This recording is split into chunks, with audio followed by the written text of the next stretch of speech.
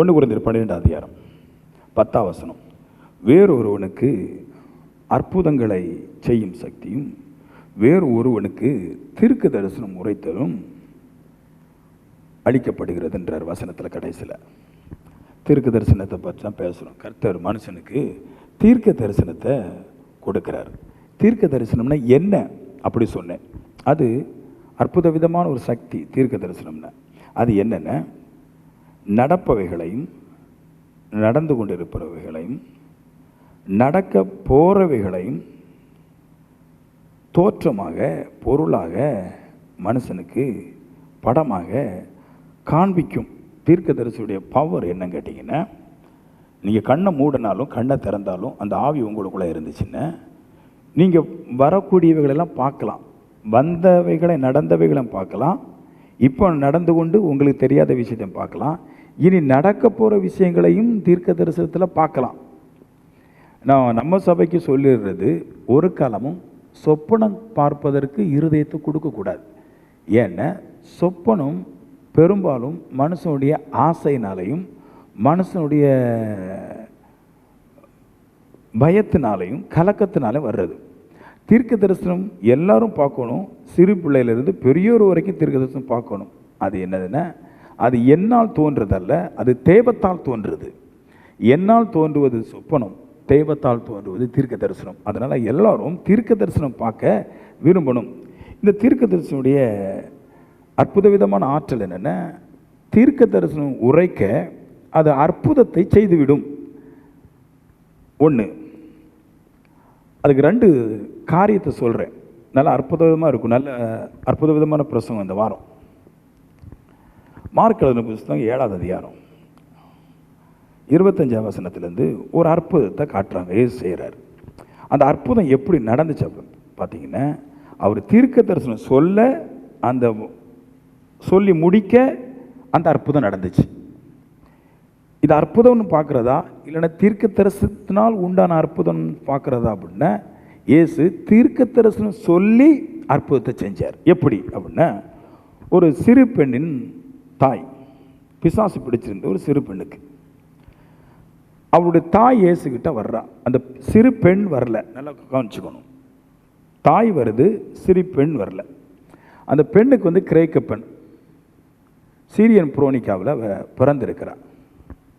இயேசுகிட்ட அவரோட பாதத்தில் விழுந்து, என் பிள்ளைக்கு பிசாசு பிடிச்சிருக்குது அப்படின்னு சொல்கிறான். எனக்கு இரக்கம் செய்யணும்னு சொல்கிறான். இயேசு ஒரு வார்த்தையும் சொல்லலை. அவர் பாட்டுக்கு போயிட்டார். கட நடந்து போயிட்டே இருக்கிறார். சீசர்கள் ஓடி சொல்கிறாங்க, இந்த பொண்ணு துரத்தி விட்டுரும், இந்த பொண்ணு சரியில்லை, பின்னாடி கிடந்து ஒரே அலட்சத்தமாக இருக்கி கரைஞ்சிட்டே இருக்கிறா, விரட்டி விடும் அப்படின்றார்.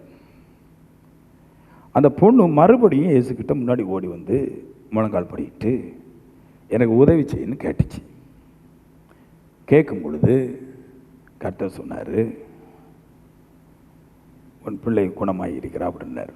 குணமாக்கலை. அப்போ கை வச்சு ஜெபம் பண்ணியோ அந்த இடத்துல அதட்டியோ ஒன்றும் சொல்லலை. பொண்ணு வரல. தீர்க்க தரிசனுடைய பவர் என்னென்ன, இல்லாதவைகளை பார்த்து இல்லாதவைகளுக்கு அற்புதம் செய்கிறது. பக்கத்தில் இல்லை, அந்த சிறு பெண் இல்லை, பிசாசு பிடிச்ச பெண் இல்லை, அவன் வீட்டில் தான் படுத்துட்டு இருக்குதா பிசாசோட கூட. ஆனால் இவர் சொல்கிறாரு பாருங்க, உன் பிள்ளை சுகமாயிட்டா அப்படின்னு சொன்னார் பாருங்க. இதுதான் தீர்க்க தரிசனம். அவர் பெட்டில் அவள் படுத்து கொண்டிருக்கும்போது அவளை பார்க்குறாரு. இவள் காரியத்தை சொல்ல சொல்ல அந்த பெண்ணை தரிசனத்தில் பார்க்குறாரு. பார்த்துட்டு இருக்கும்போது அவள் சுகமாகி விட்டாள் என்று பிதாவாகிய தேவன் இயேசுக்கு சொல்ல காமிக்க இயேசு சொல்லிட்டாரு, உன் பிள்ளை சுகமாயிட்டார். வீட்டுக்கு போனான். வீட்டுக்கு போய் பிள்ளையை பார்க்குறா. பிள்ளை மெத்தைக்கு மேலே சுகமாகி இருக்கிறது. அப்போ இயேசு ஒன்றும் பண்ணலைங்க, பொண்ணை பார்க்கல, சொன்னார் தீர்க்க தரிசனம் மட்டும், உன் பிள்ளை சுகமாயிடணும், சுகமாயிட்டு. ஏமே அப்போ தீர்க்க தரிசனம் எப்படிப்பட்டதுன்னு அற்புதங்களை செஞ்சிருது. அந்த இடத்துலையான்னு கேட்டிங்கன்னா கிடையாது, அந்த இடத்துலையும் செய்யலாம். பட் எல்லாவற்றுக்கும் மேலாக எப்படி அது செய்துன்னு இந்த தீர்க்க தரிசனத்தை காமிக்கிறது தெய்வம் தான் காமிக்கிறார்.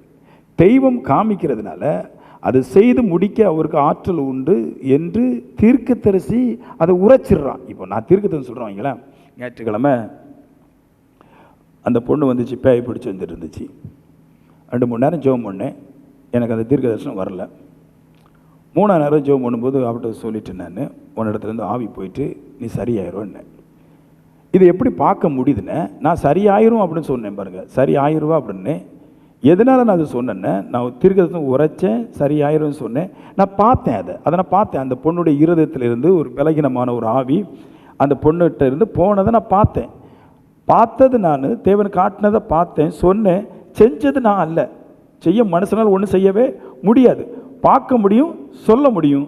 பார்த்தேன், சொன்னேன், அவள் விடுதலை ஆயிட்டாள். இதுதான் தீர்க்க தரிசனம். அற்புதங்களை செஞ்சிடும். பிசாசாக இருந்தாலும் அற்புதம் செய்கிறோம், அது நோய்களாக இருந்தாலும் அற்புதம் செஞ்சிடும். அப்போ நல்லா புரிஞ்சுக்கிடுங்க, தீர்க்க தரிசனம் எப்படிப்பட்ட ஆற்றல் உள்ளதுன்னு. நம்ம பார்க்க முடியும், பேச முடியும், ஆனால் அதை கர்த்தர் தான் செய்ய முடியும். அப்படிப்பட்ட ஆற்றல் இது. ஏன் மனுஷன் பார்க்குறான், கர்த்தர் செய்கிறான் அப்படின்னா, மனுஷன் பார்த்து மனுஷன் சொன்னால் கர்த்தர் செய்கிறாருன்னா, இவன் கர்த்தரோடு கூட அவ்வளோ ஐக்கியத்தில் இருக்கிறான்.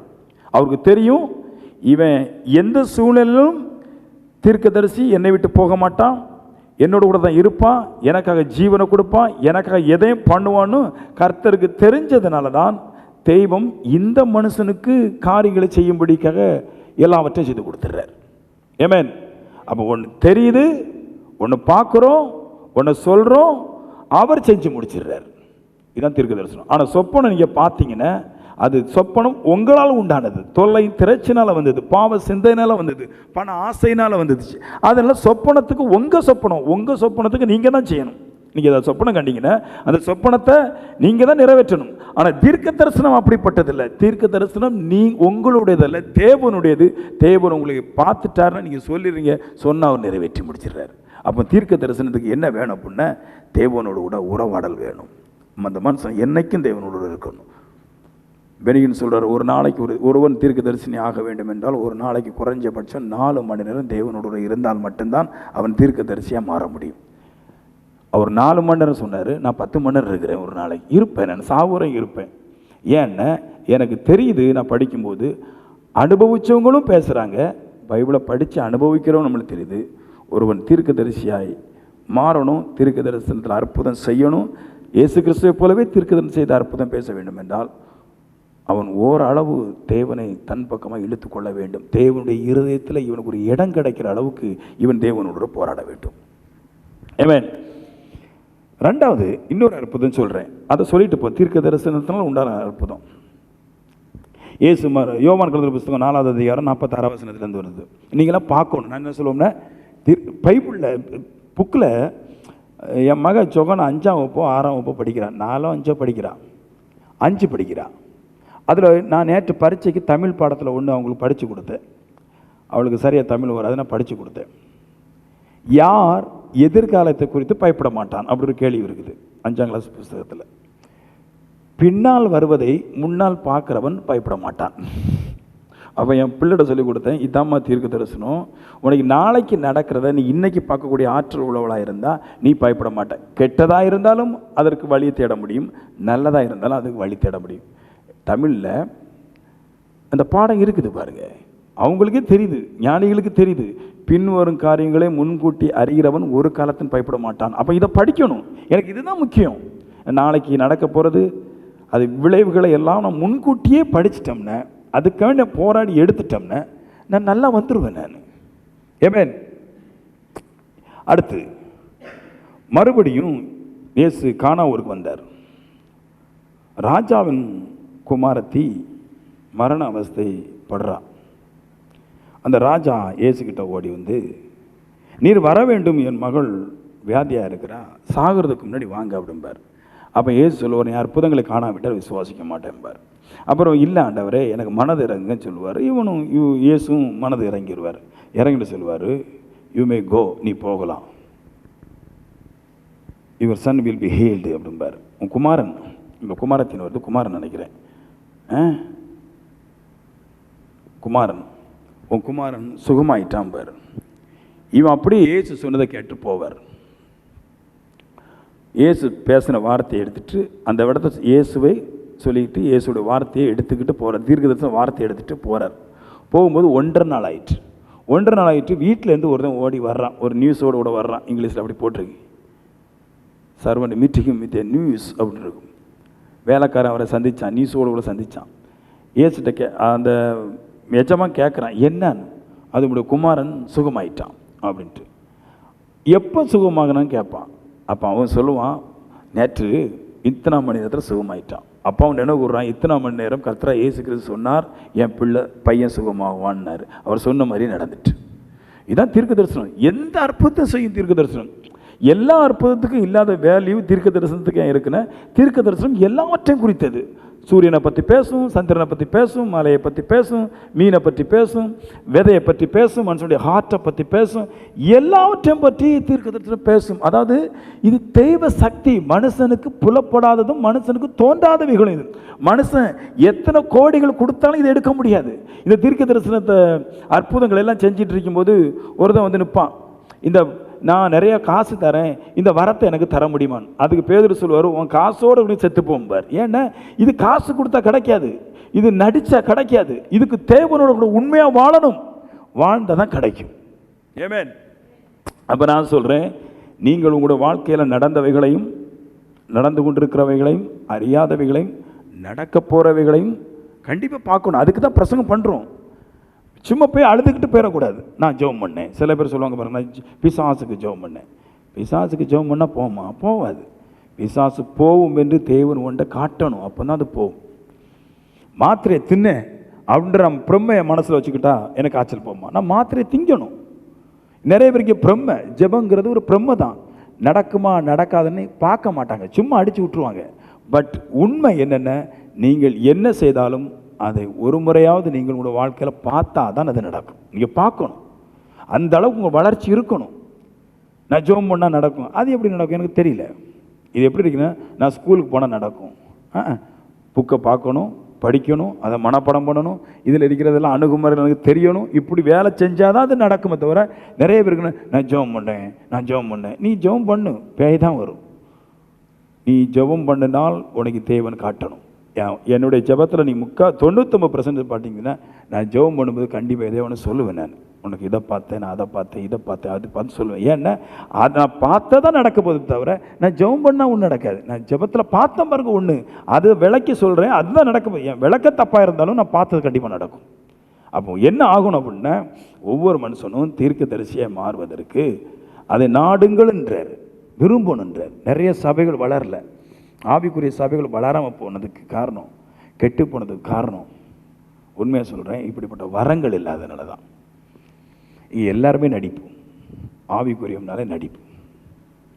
என் பிரசங்கத்தை ஒருவர் கேட்டார் சொன்னார், அவர் ஒரு இந்து, 30 வயசில் ரசிக்கப்பட்டார். பொண்ணுக்கு இப்போ 27 வயசு ஆயிட்டு. ஃபோனை போட்டு உண்மையான ஆவிக்குரிய பிரசங்கம் இது தான் அப்படின்னார். நான் கேட்டேன், என்ன இப்படி புகழ்றீங்க? நீங்கள் மட்டும்தான் பரிசுத்தமாக வாழன்னு சொல்கிறீங்க, மிச்சம் எல்லோரும் ஜெபம் பண்ணுன்றாங்க. காணிக்க கொடுத்தாலும் அது ஜெயிக்கணுமா, 2 மடங்கு ஜெபம் பண்ணுன்றாங்க. நீ இங்கே மட்டும்தான் சொல்கிறீங்க வாழாமல் எதுவும் கிடைக்கான்னு. அது 100க்கு 100 உண்மைன்னார். எப்படி நான் சொல்கிறீங்கன்னு? இல்லை பாஸ்டர், எனக்கு 2 பொண்ணு. கதையை தொடங்குறார், வர்றேன் பாருங்க. 2 பொண்ணு. சரி, கன்னியாகுமரி முக்கில் இருந்து டெல்லி வரைக்கும் இப்போ இந்த கோஷத்தில் மாப்பிள்ளை பார்த்துட்டேன். ஆமாம், யாரும் ஆவிக்குரியவங்கள் இல்லை. ஏன்? எல்லாரும் 150 பவுன்லேருந்து 250 பவுன் வரைக்கும் தான் கேட்குறான்.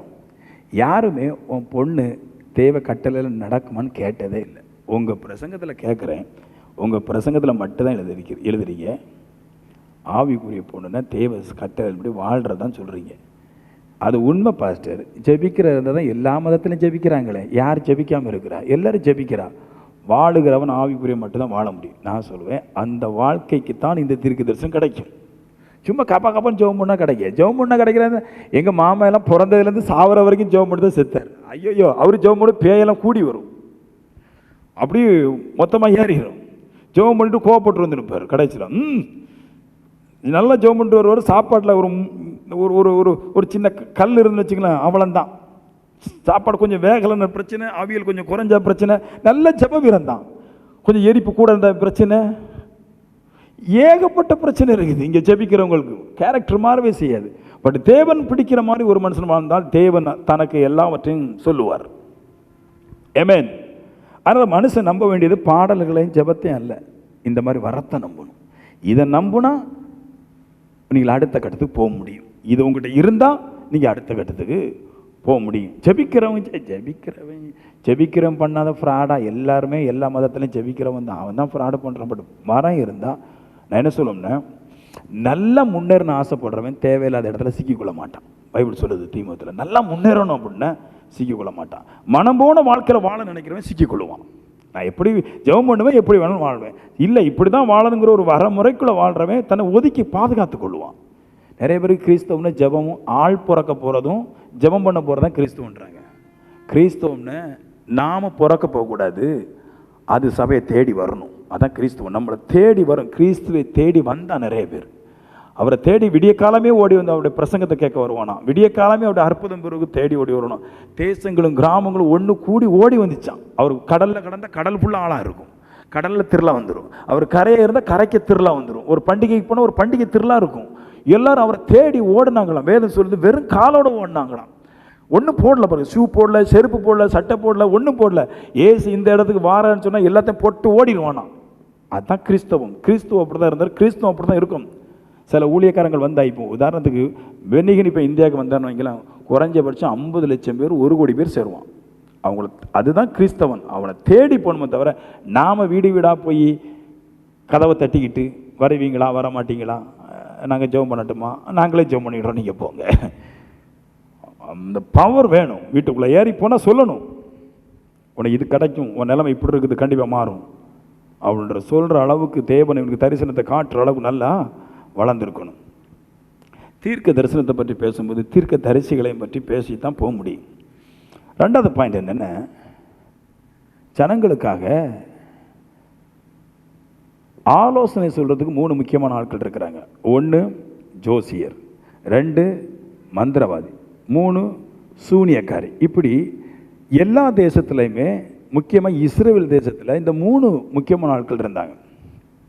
இவங்ககிட்ட தான் எல்லாருமே போய் ஆலோசனை கேட்பான். சொல்லுங்கள், எல்லாரும் ஆலோசனை கேட்பான். இங்கே எல்லாருமே ஜோசியக்காரன், நாள் பார்க்குறவன், சூனியக்காரன், மந்திரவாதி, இவங்கள்ட்ட எடுத்த போய் தான் ஆலோசனை கேட்பாங்க. இவங்களை குறித்து வேதம் சொல்லுது, இவங்க செத்தவங்க, இவங்க ஆவியில் செத்து போயிட்டான். நிறைய பேர் மனசாட்சியை தொட்டு பேசினா தெரியும். நிறைய ஆவிக்குரியவங்க ஒரு போட்டோ, ஒரு வள்ளமோ, ஒரு கடையோ, எதுவோ ஒன்று வச்சுருந்தா 99 ஆவிக்குரியவனும் சூரியக்காரன்டையும், இல்லை யாரும் சொல்ல முடியும், சூனியக்காரன்டையும், மாந்திரவாதிட்டையும், ஜோசியர்கிட்டையும் ஆலோசனை கேட்குறான். தீர்க்கதரிசனம் பேசுறதுக்கு மட்டும் வரல. தீர்க்கதரிசி எதுக்கு தேவன் ஏற்படுத்தினார்னா, தீர்க்கதரிசிட்ட ஜனங்கள் ஆலோசனை கேட்க போகலாம். அவன் ஆலோசனை மட்டும்தான் பியூராக இருக்கும். மிச்சம் எல்லாருடைய ஆலோசனையிலும் பாவமும் பாவமும் கலந்தா இருக்கும். தீர்க்கதரிசி தேடி போனேன்.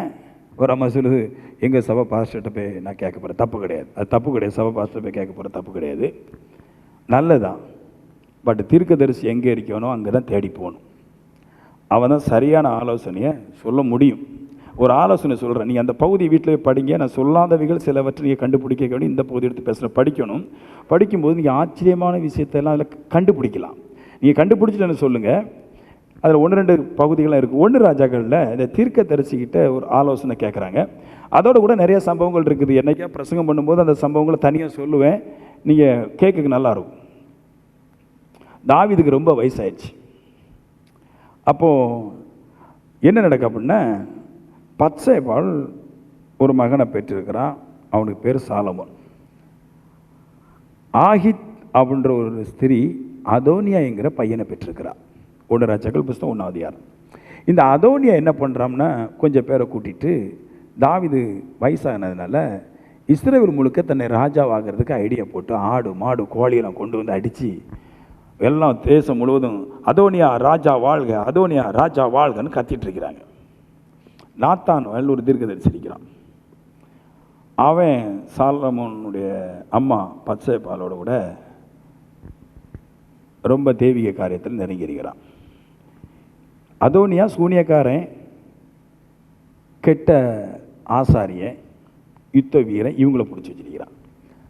பச்சைபால் தீர்க்கதரிசியை நல்ல போர் வீரனை பிடிச்சி வச்சிருக்கிறான்.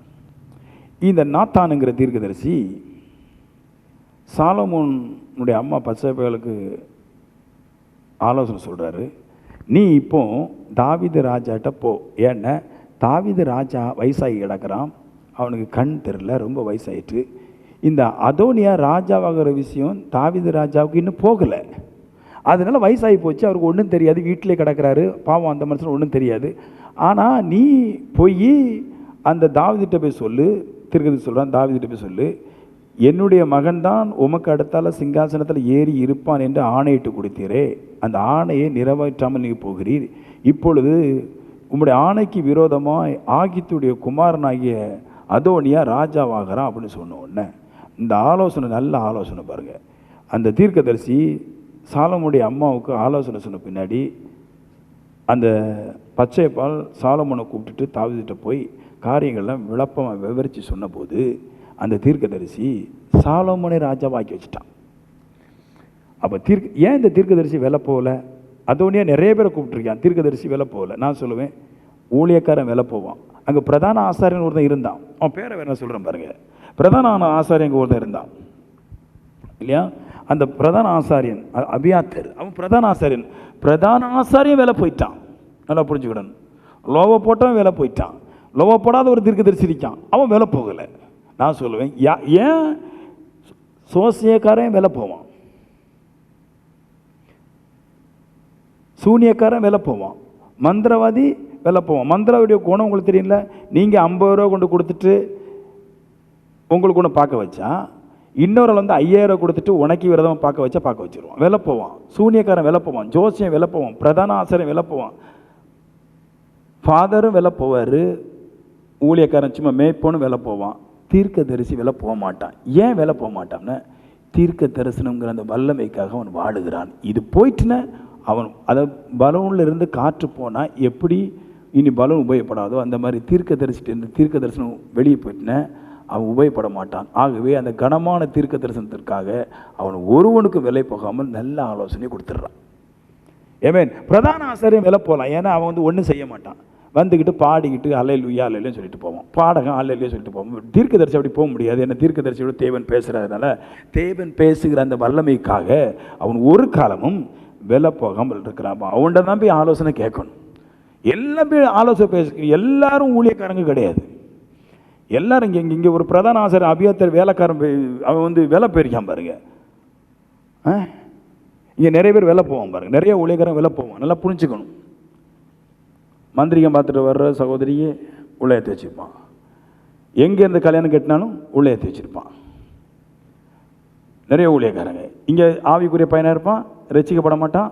அன்னைக்கு நைட்டே யாருக்கும் தெரியும், ஊழியக்காரன் தனியாக எங்கள் கடல்லையோ குளத்துலையோ இங்கேயோ கொண்டு போய் ஞானஸ்தானத்தை கொடுத்து அந்த வீட்டில் 2 லட்ச ரூபாய்க்காண்டி அங்கே பையனை ஞானஸ்தானம் கொடுத்து அவன் ரசிக்கப்பட்டான், ஆவியை பெற்றான் போய் சொல்லி கல்யாணம் கட்டி வச்சிடுறான்.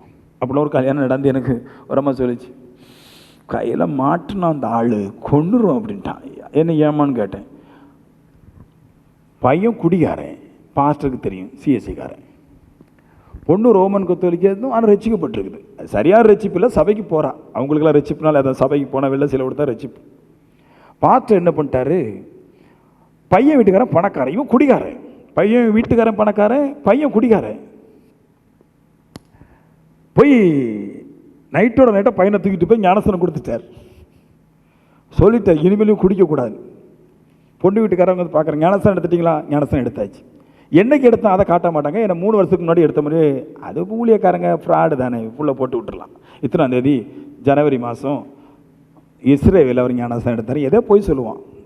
ஏன்னா இதுக்கு அரசாங்க சட்டம், ஞானஸ்தானத்துக்கு அரசாங்க சட்டம் கிடையாதுன்னு போய் சொல்லலாம். பையன் ஆவியை பெற்றுட்டான், அது பெற்றான், இது பெற்றான். பாஸ்டர் சொல்ல பொண்ணு வீட்டுக்காரன் கல்யாணம் கட்டி வச்சுட்டான். பாஸ்டர் ஒன்று சொல்லிட்டார், குடிக்க மட்டும் கூடாது, கூடாரம் கிழிஞ்சு போயிடும். அவனு பொறுத்து பார்த்தான். கல்யாணம் கட்டினா ஒரு வாரம் குடிக்காமல் இருந்தான். கல்யாணம் கட்டி முடிச்சிட்டேமே அப்படின்னு குடிச்சிட்டான். நம்ம ஆட்கள் காரியம் நடந்த பின்னாடி பேக் அடிச்சிருவாங்க பாருங்க, அது மாதிரி குடிச்சிட்டான். வீட்டுக்கு வந்துருக்குது, ஃப்ரெண்டுக்கு பார்க்க போகிறோம்னு சொல்லிட்டு குடிச்சு வச்சுட்டான். பொண்ணு வந்துருக்குது. பொண்ணு மாப்பிள்ளையை பார்க்க, மாப்பிள்ளை கரெக்டாக பைத்தியக்காரன் மாதிரி இருந்தானா. உடனே வெளியே ஓடி வந்து அம்மாட்ட வந்து சொல்லிச்சான், ஏம்மா இந்த மனுஷன் ரசிக்கவே படலாமா, இவன் எங்கம்மா ஞானஸ்தானம் எடுத்தான், எங்கே ஆவியை பெற்றான், என்ன உன் மரவன் வந்து பாரு அப்படின்னாங்களா. செருப்பை ரெண்டே தூக்கி தலைமாட்டில் வச்சு படுத்துட்டு இருக்கிறாரான். வேஷ்டியை பொத்திக்கிட்டு செருப்பு தலைமாட்டில் இருக்கிறான். உடனே அம்மாவுக்கு அம்மாவை பார்த்துட்டு அந்த பாஸ்டரை பிடிங்கல, அவனை பிடிங்க, அவனை என்னன்னு இவன் தான் சொன்னான் ரசிக்கப்பட்டான், இவன் தான் வந்து ஞானஸ்தானம் பெற்றான், ஆவியை பெற்றான், இவன் தான் கல்யாணம் கிடைச்சான், அவனை பிடிங்கன்னு. அன்னிலேருந்து அந்த குடும்பம் அந்த சபையை விட்டு போயிட்டு 4 பேர் 2 லட்ச ரூபாய் 4 பேர் சபைக்கு வந்தால் போதுமே தவிர ஆலோசனை. ஏன்னா அவங்களுக்கு ஒரு பொறுப்பு இல்லைங்க. அவங்களுக்கு வந்து வர்றவனுக்குடைய அந்தரங்கங்களை தெரிஞ்சு கொள்ளணும், அவனுக்கு அற்புதம் செய்யணும், அவனுக்கு அடையாளம் செய்யணும், அவனுக்கு முன்னேற்றத்தில் கொண்டு போங்கிற ஆசை கிடையாது. வருவான், பாடுவான், போயிடுவான். அவனுக்கு ஒரு டைம் ஸ்பெண்ட் வேண்டிய அவசியம் இல்லை, தேவையோட பேச வேண்டிய அவசியம் இல்லை. 1.5 மணி நேரத்துக்கு ஒரு பிரசங்கத்தை எடுத்து யாரோ பிரசங்கம் பண்ணுவோம், அதை கேட்டுட்டு அதில் கொஞ்சம் 4 பாட்டு. சில சபை நீங்கள் போயிருக்கீங்களா, பிரசங்கம் மொத்தம் 10 மணி நேரம் தான், 10 பாட்டு, ஒவ்வொரு நிமிஷத்துக்கு ஒரு பாட்டு போடுவான். எங்கே வளருவான் ஆவிக்குரிய வளர்ச்சி, வளர மாட்டான். அப்போ அவனுக்கு ஒன்றும் கிடையாது, போயிடுவான். ஆனால் எங்கே ஆலோசனை கேட்கணும் அப்படின்னா தீர்க்கதரிசிட்ட மட்டும்தான் ஆலோசனை கேட்கணும். ஆசாரிட்ட ஆலோசனை கேட்கக்கூடாது, பாடகன்ட்ட ஆலோசனை கேட்கக்கூடாது. தாவீது பாடகன், அவன் பாட்டை தான் பாடிட்டு இருக்கிறான். அவனே தீர்க்கதரிசி ஆலோசனைக்காரனை வச்சிருந்தான், அவனுக்கே ஆலோசனை. எப்பமெல்லாம் தாவீது வந்து தேவனோட நெருங்கினானோ அப்பமெல்லாம் அவனுக்கு ஒரு தீர்க்கதரிசி இருந்தான். பாடகனுக்கே தீர்க்கதரிசி தான் வழிகாட்டினான். ஆனால் நம்ம பாடகன்ட்ட போய் ஐடியா கேட்கறது, நாங்கள் வந்து அவர் நல்லா பாடுறாரு, நல்லா பாடுறதுக்கு ஒன்றும் கிடையாதுங்க. பாருங்க, நான் சும்மா தான் பாடிட்டு கிடந்தேன். பாடல் வர வர வர அவன் சொல்கிறான் பிச்சு படல் அடிக்க, நானா பிச்சு படல் அடிக்கேன், அவன் அங்கே வாசிக்கிறது அப்படி உங்களுக்கு தோணுது. நான் ஒரே மாதிரி தான் பாடுறேன், அவன் பாட்டுக்கு அடிக்கிறான், இவன் பாட்டுக்கு அடிக்கிறான், இன்னும் 2 மணி வருவாங்க, அவன் பாட்டு கிட்டாரை இழுக்கிறான், அவன் சிங்கின்னு வைக்கிறான். இதெல்லாம் சேர்ந்து எடுத்து ஒரு மாதிரி வருது. பாடுறதுனால தனியாக பாடகர்கள் தனியாக பாட்டு விடு பாடி பாருங்க, தாராவும் நாய் தான் கேட்கும், மனுஷன் கேட்க மாட்டான். ஆனால் தீர்க்கதரிசிக்கு எது இருந்தாலும் எது இல்லாமல் இருந்தாலும் மனுஷனை புல்லரிக்கக்கூடிய ஆச்சரியப்படுத்தக்கூடிய அதிகாரம் தீர்க்கதரிசிட்டே இருக்குது. ஆமென். அதனால் ஆலோசனை கேட்குறதுக்கு எல்லாம் பாஸ்டர் தானே. இது எனக்கு சில வீட்டு கல்யாணத்தில் என்னை ஏற்றுனாங்க, நீங்கள் உள்ளே வாங்க நான் சொன்னேன் இந்த கல்யாணத்தில் நான் ஜாயின் பண்ண மாட்டேன். ஏன்னா பெந்தோகோசுக்கார பொண்ணை சிஎஸ்ஐக்காரனுக்கு 2 வாரத்துக்கு முன்னாடி ஞானஸ்தானம் கொடுத்து கூப்பிட்டு வச்சு ஞானஸ்தானம் கொடுத்து முழுக்கி எடுத்து ஆவிக்குரியவர். ஆவிக்குரியவர் என்ன தெரியுமா உங்களுக்கு, ஞானஸ்தானம் பெற்று சாவர கால வரைக்கும் தன்னை பரிசுத்தப்படுத்தி கொள்ளணுமா, இதுதான் ஆவிக்குரியவன். வந்தவுடனே பரிசுத்தமாக முடியாது, ஞானஸ்தானம் பெற்றவுடனே பரிசுத்தமாக முடியாது, ஆவியை பெற்றவுடனே பரிசுத்தமாக முடியாது. ஞானஸ்தானம் பெற்று ஆவியை பெற்று அனுதினமும் தேவனுக்காக தன்னை ஒழித்து கொண்டு வாழுகிறான் உலகத்தை விட்டு. ஏதோ பரிசுத்தன்றது ஏதோ குப்பையில் கிடக்கிற பொருள் கிடையாது, வாரம் போகிறலாம் எடுத்து சாப்பிட்றது, இதுக்கு வாழ்ந்தான் ஆகும். ஆமென். அவள் இப்படித்தான் காரியங்கள் எல்லாம் என்ன செய்ய நம்மளுக்கு நடக்குது. நான் சொல்லுவேன், யார் தேசத்தில் நல்ல மாதிரி சபையை கட்டுவான்னு தீர்க்கதரிசி தான் கட்டுவான். ஏன்னா அவனுக்கு நாளைக்கு நடக்கிறது கண்டிப்பாக தெரியும், இது எப்படி போகும் என்ன செய்யும் தெரியும். அதனால் அதுக்கேற்ற பாதையில் அவன் நகர்ந்து போவான். ஆமென். அதனால் ஜெபம் பண்ணும்போது ஜெபம் பண்ணிட்டேங்கிற மன மகிழ்ச்சி எந்திக்கக்கூடாது. நான் தீர்க்கதரிசி இன்னும் பார்க்கலைங்கிற வருத்தத்தோடு எந்திக்கிறேன். ஜெபம் பண்ணும்போது நிறைய பேர் சொல்லுவாங்க விசுவாசத்தோடு எந்தி. அதெல்லாம் சும்மா, நீ விசுவாசம்ங்கிற ஒன்றை பார்த்தா தானே உனக்கு விசுவாசம் வரும், அது மூட நம்பிக்கை. நான் ஜெபம் பண்ணுவேன், ஒன்றும் கிடைக்காது, ஒன்றும் பார்த்தது கிடையாது, விசுவாசத்தோடு இருந்து அது எங்கேருந்து வருங்க? அப்படிலாம் விசுவாசம் நீங்கள் எதாவது பார்த்தா தான் வரும். அதாவது மாம்ச கண்ணால் பார்க்குறதில்ல விசுவாசம், ஆவியில் நீங்கள் எதாவது பார்த்தா தான் விசுவாசம் வரும். ஜெபம் பண்ணிவிட்டு விசுவாசம் எந்திரிச்சாலும் உங்களுக்கு கிடைக்காது, அதெல்லாம் சும்மா.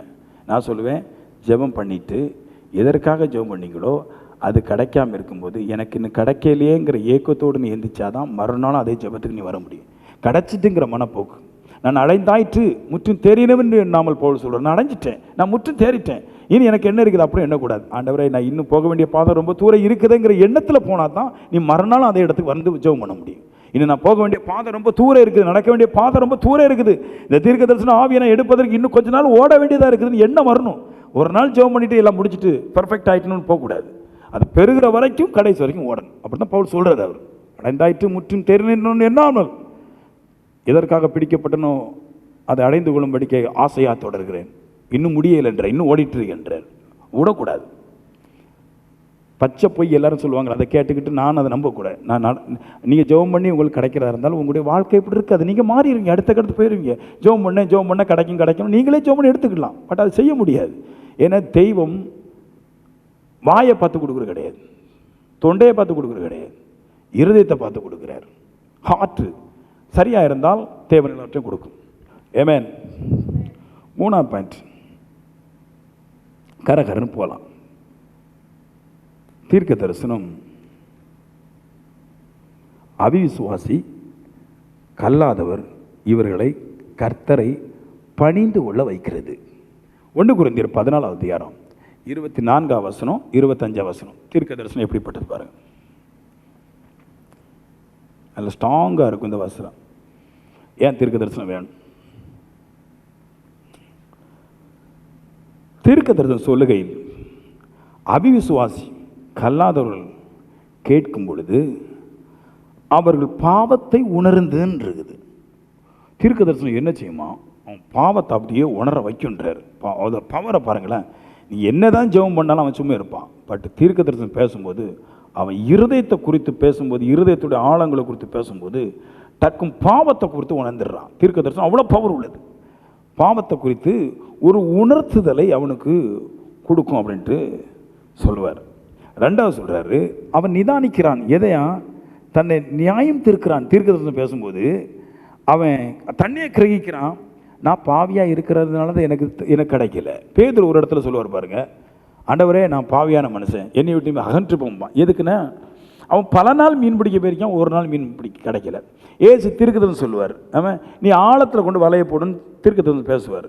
பேசின உடனே அவன் கொண்டு போடுவான், நிறைய மீன் வந்துட்டு. உடனே அவன் உணர்ந்தது என்னென்னா பாவத்தை குறித்து உணர்ந்துட்டான். ஐயோ நான் பாவியாக இருக்கிறனால தான் நான் இவ்வளோ பிரயாசப்பட்டு ஒன்றும் கிடைக்கல. அவர் பரிசுத்தர் சொன்ன உடனே நடந்துட்டு. பாவத்தை உணர்த்தும் தீர்க்க தரிசனம் பேசும்போது அப்படி ஐயோ நடுங்குவான். அப்பா என்ன பவர்ஃபுல்லாக இருக்கிற அந்த மனுஷன், தேவம் எவ்வளோ பவர்ஃபுல்லாக இருக்குன்னு நியாயங்களையும் பாவத்தையும் உணர்ந்து நிதானிக்க செய்கிறது தீர்க்க தரிசனம். எவ்வளோ பவராக இருக்கு பாருங்க. இவ்வளோ நாள் சில பேர் ஜெபம் பண்ணி ஒன்றும் கிடைக்காம இருக்கும். அவன் சொல்லுவான், இத்தனை வருஷம் ஜெபம் பண்ணுறீங்க கிடைக்கல. இந்த மனுஷன் வந்து சொன்னால் கிடச்சிட்டு இப்போ ஃபீல் பண்ணுறான். அவனையும் தீர்க்க சொன்னவனை வச்சு நியாயம் விசாரிக்கிறான். அவன் இவ்வளோ ஜெபம் பண்ணி கிடைக்காத ஒரு காரியம் இவர் வந்து சும்மா தான் சொல்லிட்டு போகிறாங்க நடந்துட்ட. அவன் நிதானிக்கிறான், நியாயம் தீர்க்கிறான் தன்னை குறித்து.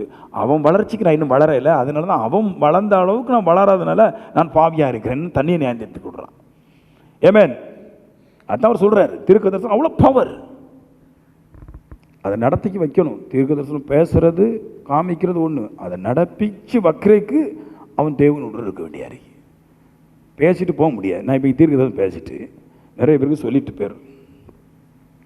சொல்லிட்டு போன உடனே அரை மணி நேரத்தில் திடீர்னு போன ஒரு பாஸ்டர், வண்டி சரியாக போகலையே என்ன செய்கிறது? சரணியா அக்காவுடைய புருஷன் விஜயெல்லாம் என்ன உழுதுட்டார். அவர் பேசும்போதெல்லாம் கண்ணீர்லேருந்து கண்ணீர் சொட்டு சொட்டாக விழுந்த மாதிரி தான் வரும். நம்மகிட்ட காசு பணம் இல்லை பாஸ்டர், ஏதாவது கொஞ்சம் ஓடுனா தான் தப்பிக்க முடியும். காசு இருக்கிறவன் பிரச்சனை தப்பிப்பான். நம்மளாம் முன்னாடியே எல்லாம் பொய்க்கு கிடக்குது பாஸ்டர். இரியப்பா தொடங்கியிருக்கிறோம், முடிவு சம்பூர்ணமாக வரும். கடவுள்கிட்ட மட்டும் ஸ்ட்ராங்காக இருந்துங்க, நான் சொன்னதெல்லாம் கர்த்தர் நிறைவேற்றுவார்.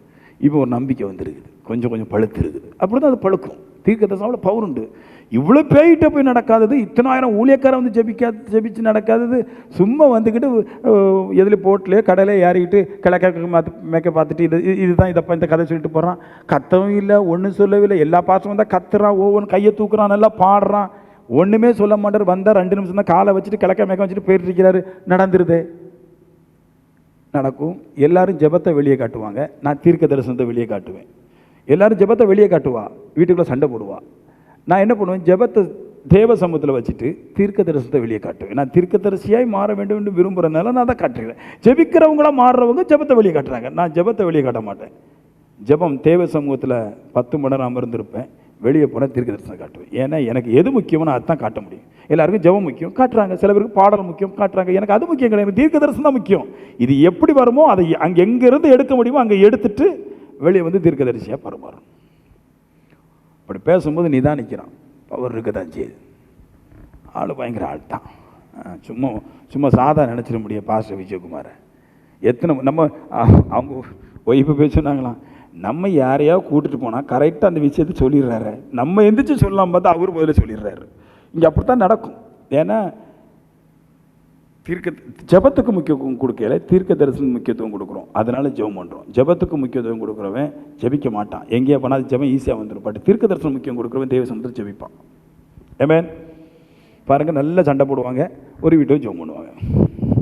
வீட்டிலே சண்டை போட்டு தான் போவாங்க புருஷனோட கூட, வெளியே போய் ஜெபம் பண்ணுவாங்க.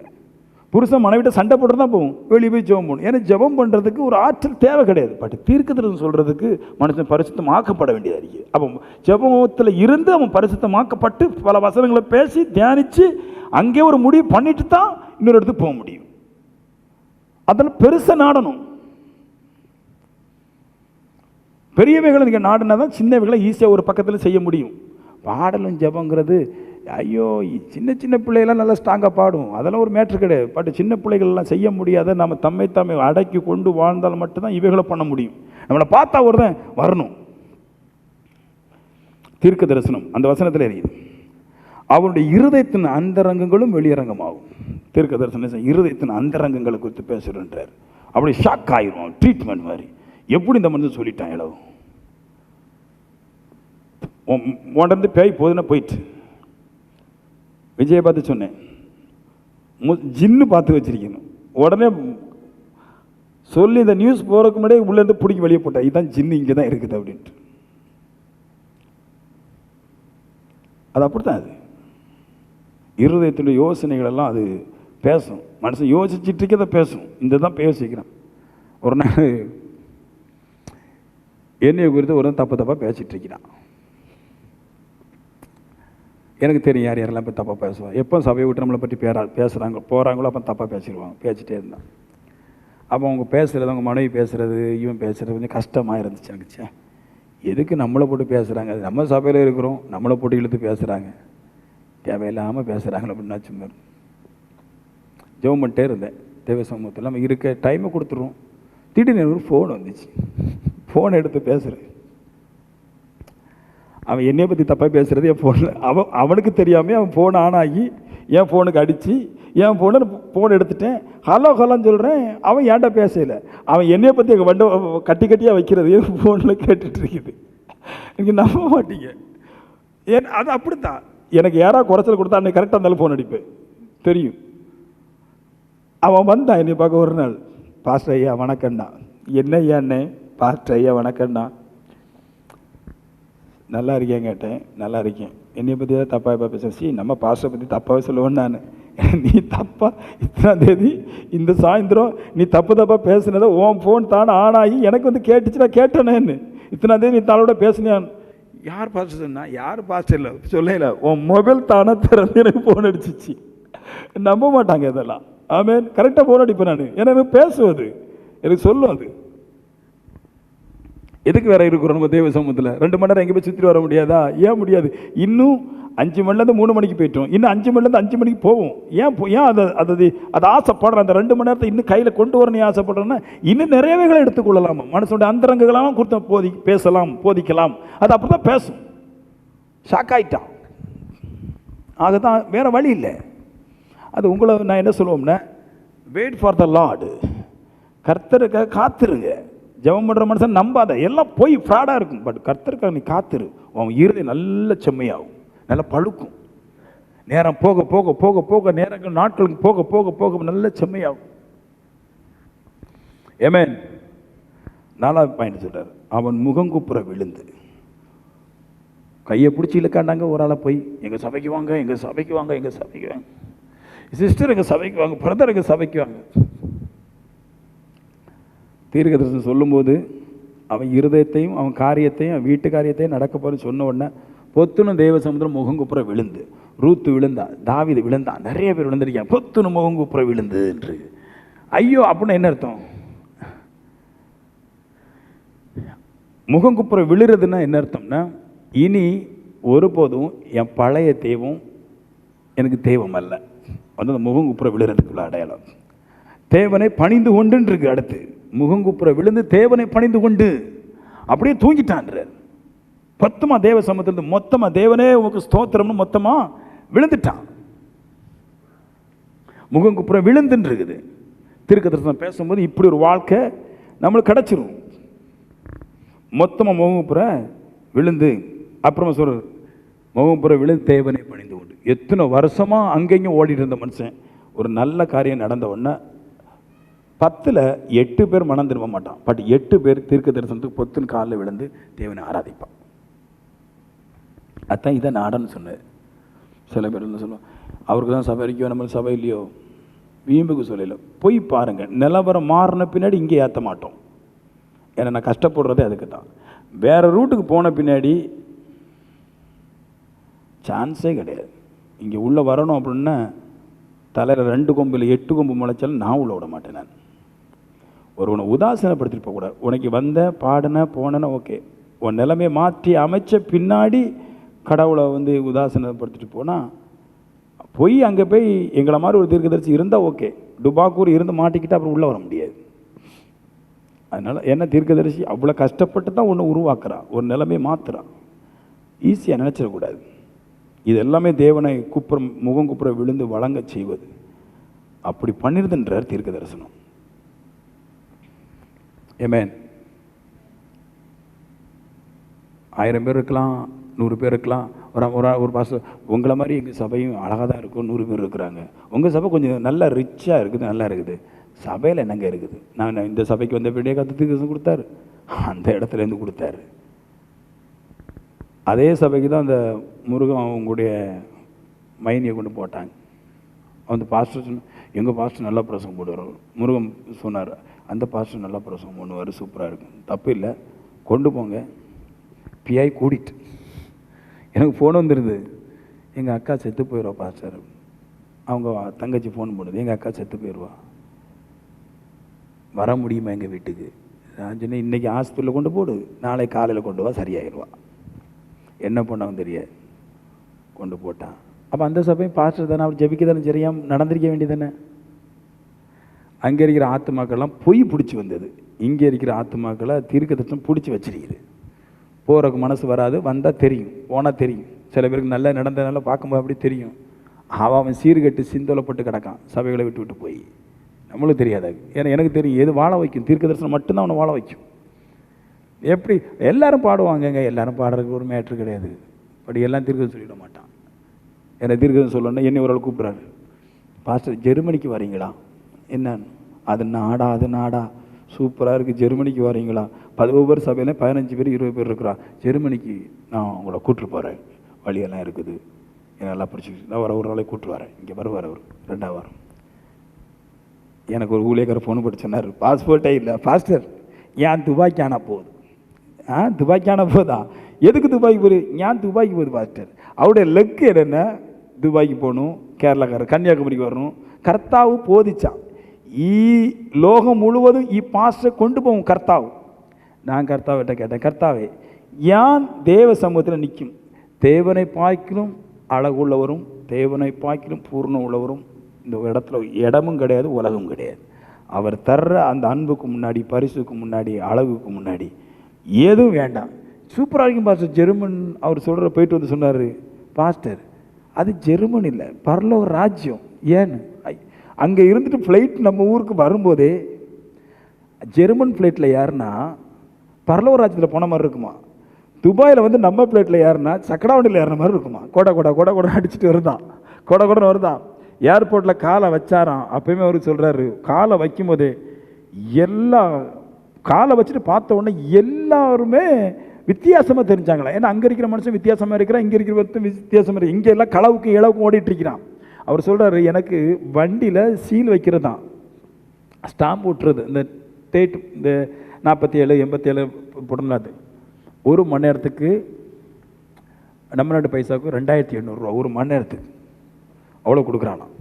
அப்போ ஒரு நாளைக்கு ஒரு 12 மணி நேரம் வேலை பார்த்தா எவ்வளோ கிடைக்கும் பாருங்களா. 2500 ரூபா 1 மணி நேரத்துக்கு, 10 மணி நேரத்துக்கு ஒரு நாளைக்கு 28,000 30 சம்பளம்.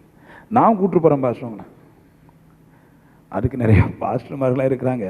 என் சபலம் வரைக்கும் இருக்காரு, அவருக்கு துபாய்க்காவது அமெரிக்காவுக்கு போகணும். எனக்கு காலையில் முழிச்ச உடனே தேவ சமூகத்தில் ஓடி வந்து அமர்ந்திருக்கணும். நான் ஜெர்மனிக்கு போகக்கூடாது, ஜெர்மனியில் இருக்கிறவன் என்னை தேடி என் சபைக்கு வரணும். எனக்கு அதுதான் லட்சியம். ஏமேன். ஒன்று கூப்பிட்ட உடனே ஓடிடக்கூடாது, கடவுளை விட்டுட்டு ஒன்று ஓடிடக்கூடாது. அங்கே அவர் வர்றாரு, இங்கே இவர் வர்றாரு. நான் சொன்ன, நீ தேவ சமூகத்தில் அமர்ந்திருந்தால் கர்த்தர் வருவார். அதான் முக்கியம். ஏமேன். நடக்கும் ஒவ்வொரு விஷயமா கர்த்தருக்கும் நம்மளுக்கும்.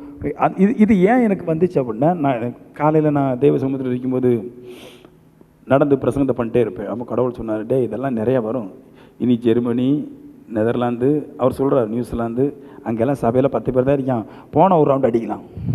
அப்போயுமே எனக்கு தெரியும் தேவ சமூகத்தை விட்டு நம்மளை கிளப்புறதுக்கு பிசாசு ஐடியா போடுது. அப்படியே ஒரு மாதத்துக்கு அந்தால சுற்றிட்டு இங்கே வந்து பார்த்தா இங்கே பாதி பேர் கேன்சரு, பாதி பேர் வேலை இல்லாமல் கிடப்பான். எனக்கு நல்லா தெரியும். அதனால் எப்படியாவது மனுஷனை குழப்பறதுக்கு நம்மளை தேவ சமூகத்தை விட்டு எழுப்பு. நான் அவர்கிட்ட சொல்லிட்டேன், உமக்கு தேவை இங்கே வரும், நான் வரமாட்டேன். செத்தா ஜெர்மனியை பாய்க்கலாம் அழகான இடம் பரலோராஜ், அங்கே போகணும். அதுக்கு என்ன கஷ்டப்பட முடியுமோ அது தேவ சமூகத்தை கஷ்டப்படும். ஏமேன். நல்லது தந்தாலும் வேண்டாம், கெட்டது தந்தாலும் வேண்டாம், தேவ சமூகம் மட்டுமே போதும். அற்புத விதமான இது பாருங்க. அப்புறம் சொல்லுவார், அப்புறமா அறிக்கையிடுறான். அந்த 1 தீமோத்தி 1 கொரிந்தியர் 12:24-25 கடைசி இதை போடுறது, அறிக்கை போடுறாங்க. தெய்வன் உங்களுக்குள்ளே இருக்கிறார்,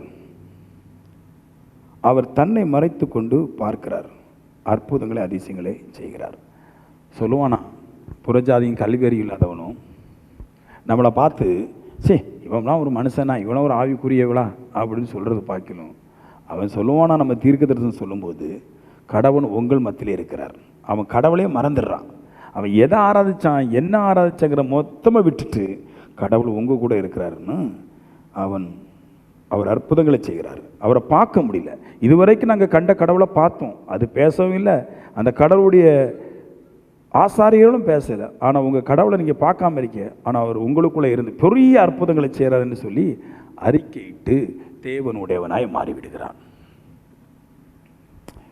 ஹோ ஏமேன். சொல்லுங்களும் இருக்கா? அதான் ரொம்ப முக்கியம். நான் தான் சொல்லுவேன், எல்லா சபை கிடையாது. ஊழியம் எப்படி செய்யணும் அப்படின்னா கடவுளுக்காக சாகணும். கண்டிப்பாக ஜெயிப்போம்.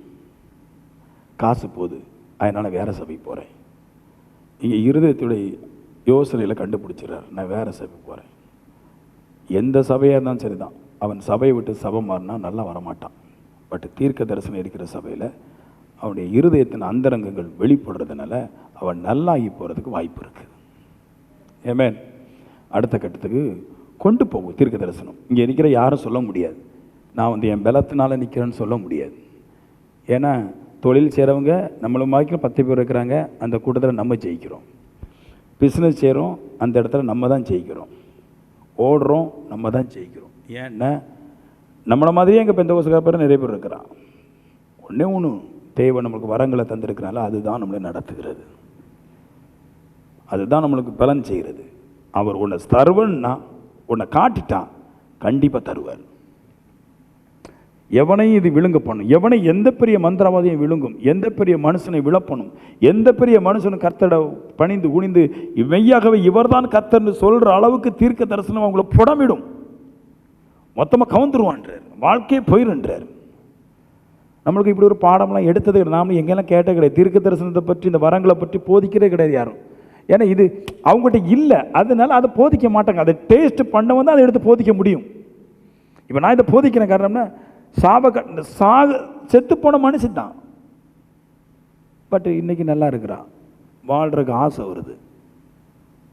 அம்மா சொல்லுது நல்லா சூப்பராக இருந்துச்சு, இது சபை அடிச்சு. அந்த கடைசியில் ஒரு பாட்டு போட்டாங்க, கையிட்டு செய்யும் வேலை எல்லாம். அப்பா எங்கள் சபையில் இப்படிலாம் பாட மாட்டான், சூப்பராக இருந்துச்சு. நான் அதுக்கு பாட்டி, அதுக்கு 65 வயசு, நான் உங்கள் சபையில் இன்னையிலேருந்து வரேன் நான். அதுக்கு இல்லை, அது பிரமிச்சு இந்த பாதை தீர்க்கத்தை சொல்லும்போது கண்ணெல்லாம் மூக்கெல்லாம் ஒரு மாதிரி விரிஞ்சு ஒரு மாதிரி போயிட்டு வந்துச்சு. இந்த நல்லா பாப்ப மாதிரி அப்பவுமே தெரிஞ்சு போச்சு, அங்கெல்லாம் இது கிடையாது போல தெரியுது, ஊன்னு பார்க்குது. எவனை விழுங்கும் தீர்க்க தரிசனம், அது ரொம்ப முக்கியம். ஒரு வசனத்தை மட்டும் சொல்லிட்டு போயிடுறேன். தீர்க்க தரிசனம் ஏசாயா ஒரு தீர்க்க தரிசனம் உரைச்சி வச்சார். அது உங்களுடைய வாழ்க்கையில் நடக்கும்படிக்காக நான் ஜெபிக்கிறேன். நான் பார்த்ததில்லை, ஏசாயா பார்த்து சொன்னார். ஏசாயா 45:14-15 அற்புத விதமானது. எகிப்தின் சம்பாத்தியம் உன்னுடையதாகும்.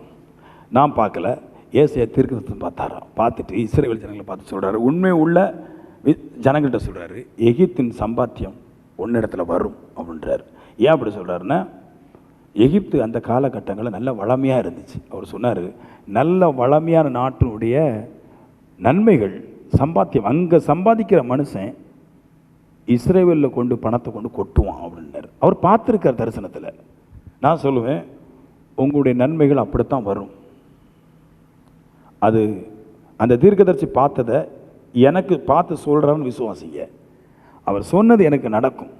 எகிப்தின் சம்பாத்தியம் எனக்கு வரும். எக்தோபியாவின் வர்த்தக லாபம் எனக்கு என்னுடையது ஆகும். எக்தோபியாவும் அன்னைக்கு பெரிய வல்லரசு, அங்கே இருக்கிறதும் வரும். நெடிய ஆட்களாய் சபையோரின் வர்த்தக லாபம் எனக்கு வரும். உன்னிடத்துக்கு தாண்டி வந்து உன்னுடையதாகும். இதெல்லாம் பார்க்குறான் பாருங்க மனுஷன். நம்ம வந்து ஏசையா சொன்னா, ஏசையா ஜெபம் பண்ணா, இதைத்தான் பேசுகிறோம். ஏசையா பார்த்ததெல்லாம் சொல்கிற கிடையாது. பார்த்தான், இதெல்லாம் படமாட்டே பார்த்தான். எகிப்திலிருந்து இஸ்ரேலுக்கு பணம் போகிறத பார்த்தான். எத்தியோப்பியிலிருந்து பணம் போகிறத பார்த்தான். நெடிய நாட்களில் சபையோர்களுடைய பணம் இஸ்ரேலுக்கு போகிறத பார்த்தான். அப்படி நடந்துச்சுன்றாரு. அது தாண்டி வருமா பாருங்க. எகிப்திலிருந்தும் எத்தியோப்பியிலிருந்தும் பெரிய சபையோர்கள் நீடிய நாட்களுடைய லாபம் அப்படியே வருதான், தாண்டி வருதான். வாய்ப்பு இல்லை. ஏன்னா எகிப்திலிருந்து இஸ்ரேலுக்கு போக முடியாது, செங்கடல் குறுக்கு கிடக்கு. எத்தியோப்பியிலிருந்து போக முடியாது, வனாந்தரம். பெரிய நெடிய ஆட்களுக்கு எடுத்துட்டு போக முடியாது. வர முடியாத நன்மைகள் உங்களை தாண்டி வந்து விழுன்றாரு. தீர்க்க தரிசனம் அவ்வளோ பவர் உள்ளது. தாண்டி எப்படி தான் வரும் நம்மளுக்கு தெரியாது, வரும். கணக்கு எத்தனை பிரச்சனைகள் இருந்தாலும் தீர்க்க தரிசனம் ஒன்று சொல்லியாச்சுன்னா கண்டிப்பாக ஒரு நாள் இல்லாட்டி ஒரு நாள் நம்மளுக்கு கிடைக்கும். அது கண்டிப்பாக கிடைக்கும். சோர்ந்து பார்க்கக்கூடாது. இவ்வளோ பிரச்சனை இருக்குதே. நான் தீர்க்கதரிசனம் சொல்லும் போதெல்லாம் பாருங்கள், எல்லாம் பேக்கி பார்த்து கெட்டு தான் போய் கிடக்கு. பட் எப்படி வரும் எனக்கு தெரியாது. கண்ணை மூடுவேன், சொல்லுவேன், என்ன நடக்கும் எனக்கு தெரியாது. எப்படியே நடந்துருது. இடுப்பில் கெட்டிருக்கிறது, இருதயத்தில் வச்சிருக்கிறது எனக்கு என்ன தெரியும். நான் பார்க்கையா போகிறேன், யார் எங்கே போனேன்னு, ஆனால் எனக்கு தெரியாது. சொல்லிடுறோம், நடந்துருது. அந்த நேரத்துக்கு அது வந்துடுது. அப்படி வருன்றார். நம்மளுக்கு நம்முடைய நன்மைகள் நம் காணாத இடத்துலேருந்து நம்மளுக்கு வரும். நம்ம பிள்ளைங்களை கர்த்தர் கொண்டு வைப்பார். அங்கேருந்து சம்மந்தம் வரும். ஆவிக்குரிய பெண்ணுகள் நம்ம சபையில் வந்து சம்பந்தம் பேசுவாங்க. எகிப்திலிருந்து, இஸ்ரேலிருந்து, அமெரிக்காவிலிருந்து இங்கே வந்து சம்பந்தம் பேசுவான். இங்கே இருக்கிற பொண்ணு அங்கே போவோம், அங்கே இருக்கிற பெண் இங்கே வரும். கர்த்தர் கொண்டு வருவார்ன்றார். உன்னுடையதாகும். தேவன் இல்லாத புறஜாதி அவர் உன் பின்னே சென்று விலங்கிடப்பட்டு நடந்து வந்து உன்னுடன் மாத்திரம் தேவன் இருக்கிறார் என்றும் அப்படின்னு பாருங்களா. என்ன சொல்றாருன்னா, சம்பந்தம் பேச வருவான்றார். இது அப்படி தான் கொண்டு வர்றார். எகிப்தில் இருக்கிற ஜனங்கள் இஸ்ரேலுக்குள்ளே எப்படியோ கொண்டு வந்து தேவன் உங்கள்கிட்ட தான் உண்டு, அதனால் எங்கள் பொண்ணை வந்து உங்கள் பையனுக்கு நாங்கள் தரட்டான்னு கேட்பாங்களாம். புறஜாதிகள் வந்துடுவாங்க. உங்கள்கிட்ட தான் தேவன். நான் சொல்லுவேன், தேவன் இருக்கிற மனுஷனுக்கு எல்லாம் சொந்தமாகும். பணத்தை கொண்டு கொட்டுவான், பெண்ணையும் பொருளாதாரத்தை கொண்டு கொட்டுவான்.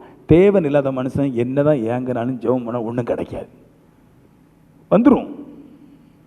தீர்க்க தரிசனம் அவ்வளோ பவர் உள்ளது.